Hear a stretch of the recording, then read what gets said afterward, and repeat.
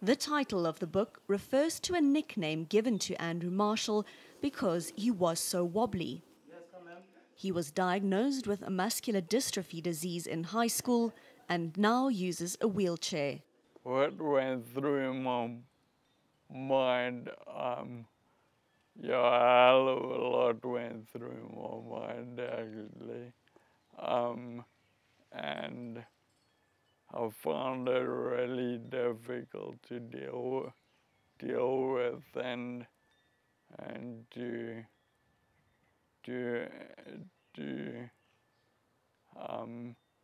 kind of process, but you'll read about that all in the book.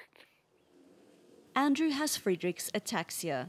His mother, a former nurse, explains it's a disease that gets progressively worse over time. Well, it affects all the muscles, the legs, the arms, the speech, the hearing, the eyes, the bowels, the bladder. But you deteriorate very slowly. And the biggest muscle in the body is the heart. It's a slow dying off of the body. This book is years in the making, written partially on computer and partially on a cell phone. Initially, when I started out, I was writing more as an outlet to get it out of my head, and I found it incredibly cathartic. Andrew writes that he feels a lot of regret at not having done anything special with his life. But this book is an accomplishment. It's a story that's candid about the challenges and frustrations of being disabled, something that wasn't easy to write about.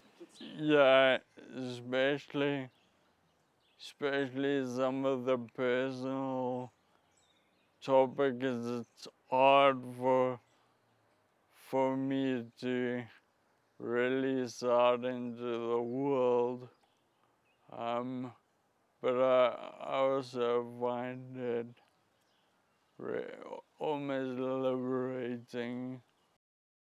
Andrew hasn't let his disabilities hold him back. He's traveled abroad and even went skydiving.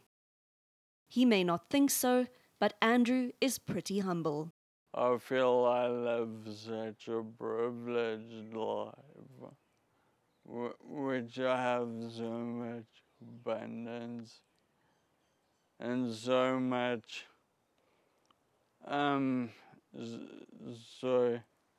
so many things and so many people to rally around me and help me. And then there are people that have nothing, like living in the townships and stuff. And they have nothing, so felt really good to be able to help other people out. Andrew writes that the book could finally represent a worthy achievement. It feels like giving birth, not that I've given birth, but it feels like it's my baby, because it's been something that I've looked at for many years, been working on and going through and putting in and taking out. And yeah, it's an incredible accomplishment. I feel it is. He wants those who read the book to come away with understanding. The main thing is I want people to understand that when they encounter somebody in a wheelchair or somebody who their body doesn't work optimally, that